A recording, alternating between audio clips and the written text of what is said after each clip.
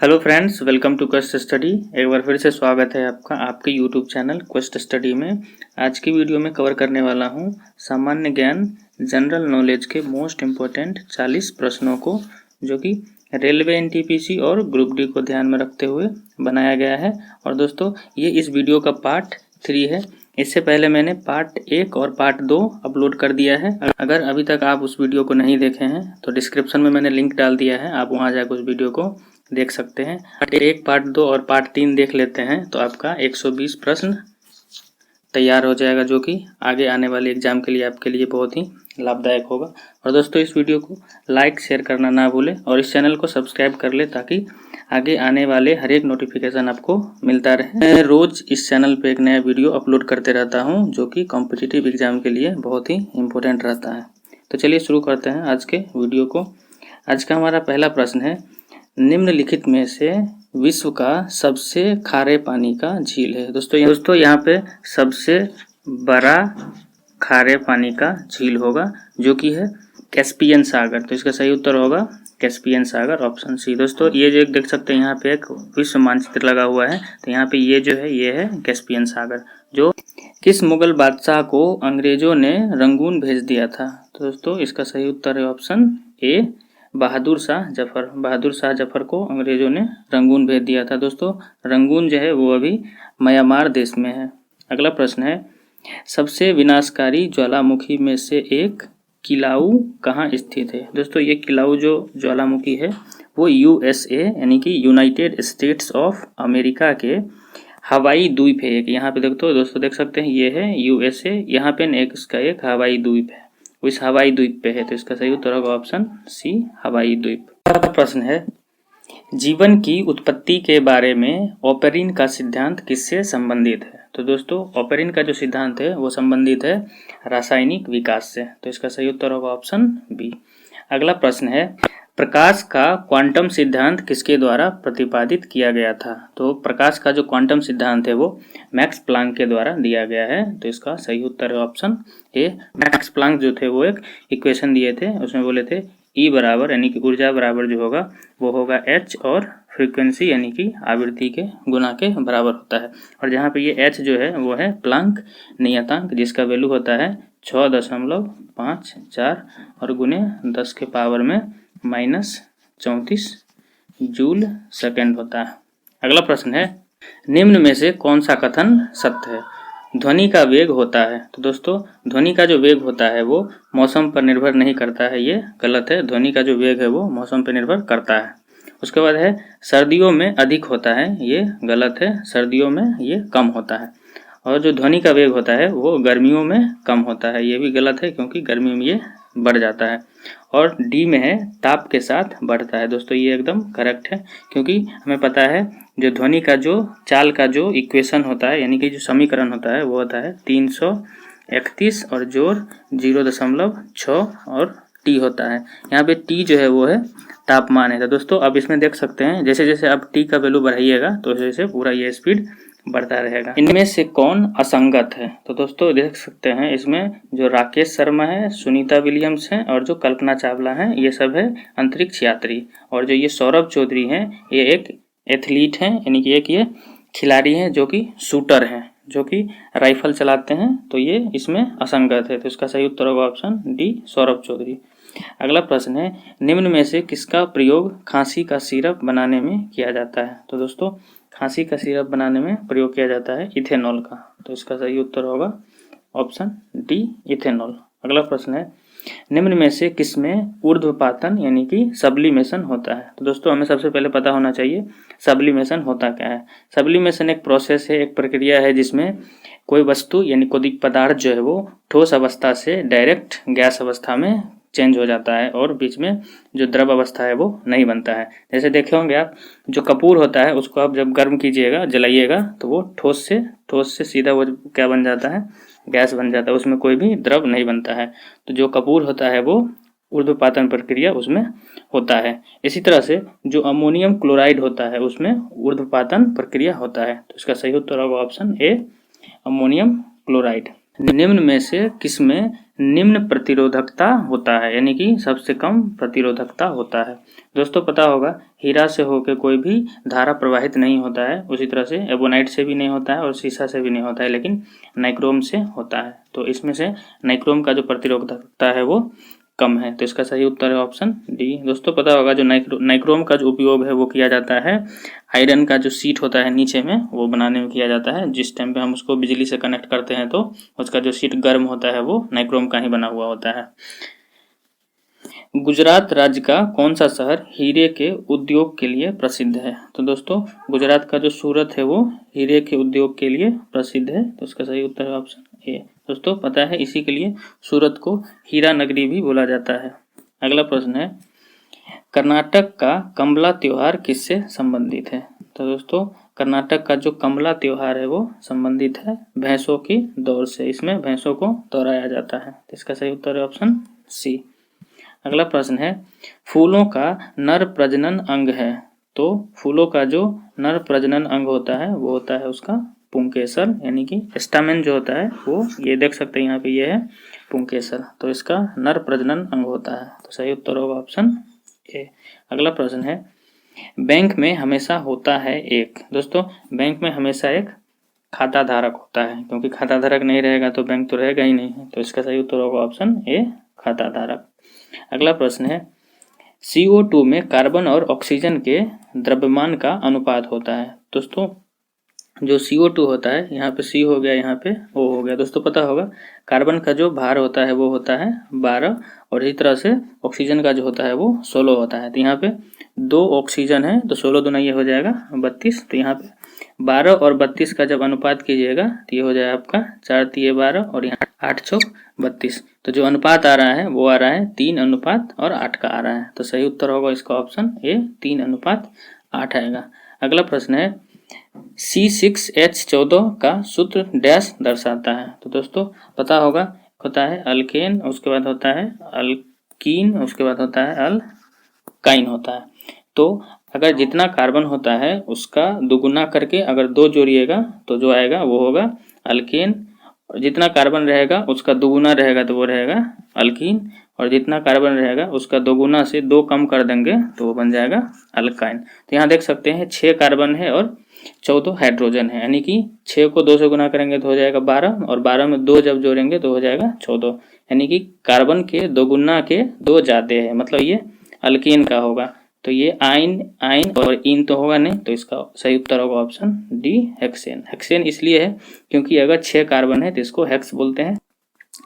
अगला प्रश्न है पानी के द्वारा ऊपर की ओर लगाया गया बल क्या कहलाता है। दोस्तों अगर हम किसी वस्तु को पानी में फेंकते हैं तो उस वस्तु का जितना भार होता है उतना भार का वो, क्योंकि भार पता है हमें एक बल होता है, तो उतना भार का बल वो एक नीचे की तरफ लगाता है। तो उसके उल्टा में न्यूटन के गति के तीसरे नियम के हिसाब से पानी भी जो है वो उस वस्तु पे एक ऊपर की ओर बल लगाता है। तो जो ये ऊपर की ओर जो बल लगाता है उसको बोलते हैं उत्प्लावक बल, यानी कि बॉयंट फोर्स बोलते हैं। तो इसका सही उत्तर होगा ऑप्शन बी उत्प्लावक बल। अगला प्रश्न है ब्रह्मपुत्र की एक सहायक नदी है जो सिक्किम राज्य में बहती है। तो दोस्तों सिक्किम राज्य में बहने वाली नदी है वो है तीस्ता रिवर, तो इसका सही उत्तर होगा ऑप्शन बी तीस्ता। अगला प्रश्न है इनमें से कौन उभयलिंगी फूल है। तो दोस्तों उभयलिंगी फूल उसको बोलते हैं जिसमें नर और मादा प्रजनन अंग दोनों एक साथ में ही होता है। तो अगर हम जंतु का बात करेंगे तो जैसे केंचुआ हो गया, और जब हम पादप का बात करेंगे यानी पौधा का बात करेंगे तो जो खीरा होता है उसमें उभयलिंगी होता है, यानी कि उसमें नर और मादा प्रजनन अंग दोनों एक साथ ही होता है। तो इसका सही उत्तर होगा ऑप्शन डी खीरा। अगला प्रश्न है पाचन के अंत में जारी ऊर्जा का रूप कौन सा होता है। दोस्तों अगर हम कोई भी चीज़ जब खाते हैं तो उसके बाद पाचन जो होता है उसके बाद जो ऊर्जा होता है वो रासायनिक ऊर्जा के रूप में रहता है। तो इसका सही उत्तर है ऑप्शन सी रासायनिक ऊर्जा। अगला प्रश्न है एक अवतल दर्पण में वस्तु को वक्रता केंद्र पर रखा गया है, प्रतिबिंब कहाँ बनेगा। दोस्तों पहले हम बना लेते हैं एक अवतल दर्पण। जैसे एक हो गया ये आपका अवतल दर्पण हो गया, और यहाँ पे एक जो ये लाइन होता है उसके बीच से जो गुजरता है उसको बोलते हैं मुख्य अक्ष बोलते हैं। और जो ये पता होगा दोस्तों, जो दर्पण होता है वो किसी गोला का एक भाग होता है। तो इसको अगर ऐसे करने से, ऐसे करने से ये आपका एक, इसका यहाँ पे एक केंद्र बनेगा। तो जो केंद्र होता है उसी को हम बोलते हैं वक्रता केंद्र। तो अगर वक्रता केंद्र पर अगर किसी वस्तु को रखने पर उसका जो प्रतिबिंब बनता है वो बनता है वक्रता केंद्र पे ही जाकर, यहाँ पे ये ऐसे बनेगा। तो इसका सही उत्तर होगा ऑप्शन बी, वक्रता केंद्र होगा। अगला प्रश्न है, इथेनॉल का डैश के कारण विकृतीकरण यानी कि डीनेचर्ड किया जाता है उसको। दोस्तों इथेनॉल जो है वो एक अल्कोहल है, तो उसका जो लेबोरेटरी में दुरुपयोग नहीं हो इसलिए उसको विकृतीकरण किया जाता है। तो इसका सही उत्तर है ऑप्शन बी, इसे पीने के लिए अनुपयुक्त बनाया जाता है। अगला प्रश्न है, डैश वह प्रक्रिया है जिसमें अम्ल और क्षार मिलकर लवण और पानी का निर्माण करता है। तो दोस्तों जो उदासीनीकरण होता है यानी कि न्यूट्रलाइजेशन रिएक्शन होता है, उसमें अम्ल और क्षार को मिला करके उससे बनता है, अम्ल और क्षार मिला करके बनता है पानी और लवण। अगला प्रश्न है, केरल में थुम्बा प्रसिद्ध है क्योंकि। दोस्तों केरल का जो थुम्बा है वो रॉकेट लॉन्चिंग स्टेशन है वहाँ पे, इसलिए वो वहाँ प्रसिद्ध है। तो इसका सही उत्तर होगा ऑप्शन बी, यह एक रॉकेट लॉन्चिंग स्टेशन है। दोस्तों अगर भारत का मैप ऐसे करके बनाइएगा तो केरल का जो यहाँ पे ये जो पार्ट है छोटा सा, यहाँ पे है थुम्बा। अगला प्रश्न है, रक्त में पाया जाने वाला डैश ऑक्सीजन परिवहन के लिए जिम्मेदार होता है। तो दोस्तों जो लाल रक्त कणिकाएं होती है वो ऑक्सीजन को एक जगह से दूसरे जगह पे ले जाता है। तो सही उत्तर होगा ऑप्शन ए, आरबीसी यानी कि रेड ब्लड सेल। अगला प्रश्न है, संविधान संशोधन भारतीय संविधान के किस अनुच्छेद में है। तो दोस्तों जो संविधान संशोधन है वो अनुच्छेद 368 में है। तो इसका सही उत्तर होगा ऑप्शन सी, 368। दोस्तों अगर भाग पूछता है तो संविधान का जो 20वां भाग है उसमें है संविधान संशोधन। अगला प्रश्न है, बेतला राष्ट्रीय उद्यान कहाँ है। तो दोस्तों जो बेतला नेशनल पार्क है वो है झारखंड में। तो इसका सही उत्तर है ऑप्शन ए, झारखंड। अगला प्रश्न है, किस संविधान संशोधन से भारतीय संविधान में 9वीं अनुसूची जोड़ा गया है। दोस्तों पता होगा जब संविधान बनकर तैयार हुआ था तो उस टाइम पे कुल 8 अनुसूचियां थी, बाद में उसमें 4 अनुसूचियां और जोड़ी गई है। तो जब 4 और जोड़ दिया गया है तभी वर्तमान में भारतीय संविधान में 12 अनुसूची है। तो दोस्तों जब पहला ही संविधान संशोधन हुआ था तो उस टाइम पे ही 9वीं अनुसूची को जोड़ दिया गया था। तो इसका सही उत्तर होगा ऑप्शन डी, पहला संविधान संशोधन में इसको जोड़ा गया है दोस्तों। और जो पहला संविधान संशोधन हुआ था वो हुआ था 1951 में। अगला प्रश्न है, उस अंग का क्या नाम है जहां भ्रूण एम्ब्रायो विकसित होता है। तो दोस्तों एम्ब्रायो जो विकसित होता है वो होता है यूटेरस में यानी कि गर्भाशय में। तो इसका सही उत्तर होगा ऑप्शन ए। अगला प्रश्न है, मेगास्थनीज का संबंध किस देश से था। दोस्तों मेगास्थनीज जो था वो था यूनान का। तो इसका सही उत्तर है ऑप्शन ए, यूनान। दोस्तों मेगास्थनीज के द्वारा एक किताब लिखा गया है जिसका नाम है इंडिका। तो ये एक बहुत ही फेमस किताब है। अगला प्रश्न है, आधुनिक आवर्त सारणी में निष्क्रिय गैस को किस समूह में यानी कि किस ग्रुप में रखा गया है। दोस्तों पता होगा जो आधुनिक आवर्त सारणी है उसमें टोटल 18 ग्रुप यानी कि समूह होता है, यानी कि जो ये सीधी रेखा ऐसे जो है वो 1 से लेकर के यहाँ तक ये 18 तक है। तो जो सबसे लास्ट वाला जो 18वां ग्रुप है, 18वां समूह है, उसमें रखा गया है निष्क्रिय गैस को। दोस्तों पता होगा आवर्त सारणी में 18 समूह है और 7 जो होता है ये ऐसे जो होता है 7, ये है उसका आवर्त। तो टोटल आवर्त का संख्या 7 है और टोटल समूह का संख्या से वो है 18। अगला प्रश्न है, राष्ट्रमंडल खेल 2018 का आयोजन कहाँ हुआ था। तो 2018 राष्ट्रमंडल खेल का आयोजन हुआ था गोल्ड कोस्ट में। दोस्तों गोल्ड कोस्ट जो है वो है ऑस्ट्रेलिया में। दोस्तों जो राष्ट्रमंडल खेल है वो सबसे पहली बार हुआ था 1930 में और ये हर एक 4 साल पे होता है। तो जो गोल्ड कोस्ट में हुआ था वो हुआ था 2018 में। तो अगला वाला जो होगा वो 2022 में होगा जो कि बर्मिंघम में होगा, जो कि इंग्लैंड में है। बर्मिंघम जो है वो है इंग्लैंड में। अगला प्रश्न है, जंतुओं का सबसे बड़ा समूह है। तो जंतुओं का सबसे बड़ा समूह है वो है आर्थ्रोपोडा। तो इसका सही उत्तर है ऑप्शन ए। अगला प्रश्न है, किसने पता किया था 8वें तत्व का गुण पहले के समान होगा। तो दोस्तों पहला जो तत्व होगा और 8वां जो तत्व होगा दोनों का गुण समान होगा, ये बताया था न्यूलैंड्स ने। तो इसका सही उत्तर है ऑप्शन बी, न्यूलैंड्स। अगला प्रश्न है, संतोष ट्रॉफी किस खेल से संबंधित है? तो दोस्तों संतोष ट्रॉफी जो है वो फुटबॉल से संबंधित है। अगला प्रश्न है, अंग्रेजों का प्रथम फैक्ट्री कहाँ बना था? तो अंग्रेजों का जो प्रथम फैक्ट्री है वो सूरत में बना था। इसका सही उत्तर है ऑप्शन बी। दोस्तों को ये याद करना है जो कौन सा यूरोपीय देश किस क्रम में भारत में आए थे, तो आप इसके लिए इस ट्रिक को याद कर सकते हैं, PDEF।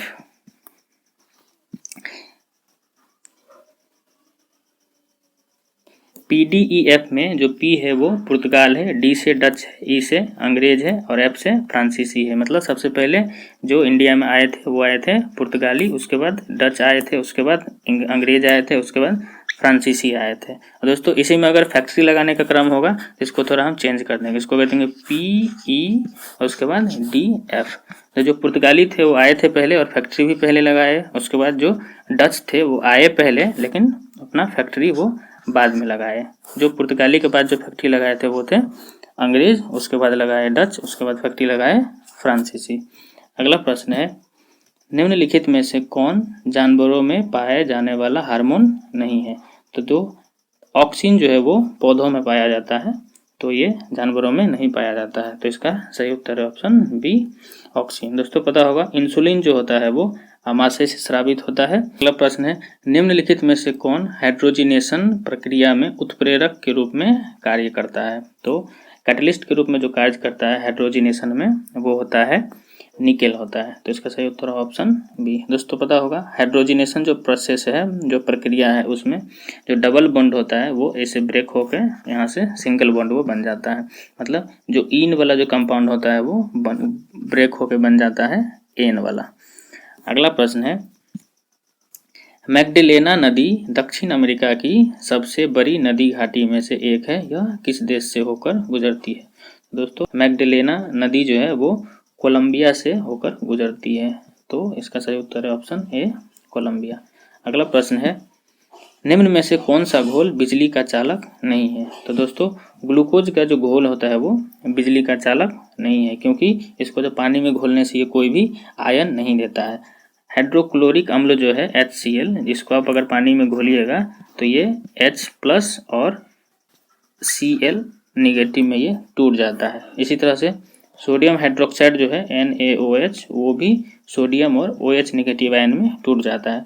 जिसको भी पानी में डालने से वो आयन में टूट जाता है तो वो उससे धारा प्रवाहित होता है, और जो नहीं टूटता है उससे नहीं होता है। तो ये थे दोस्तों हमारे आज के टोटल 40 प्रश्न, भी बहुत ही इंपॉर्टेंट है किसी भी कॉम्पिटिटिव एग्जाम के लिए। और आज के लिए आपका प्रश्न है, विस्थापन हो सकता है। तो विस्थापन दोस्तों क्या क्या हो सकता है? धनात्मक हो सकता है, ऋणात्मक हो सकता है, या शून्य हो सकता है, या इनमें से सभी हो सकता है। तो आप अपना आंसर कमेंट बॉक्स में कमेंट करके दे सकते हैं। Thank you for watching the video.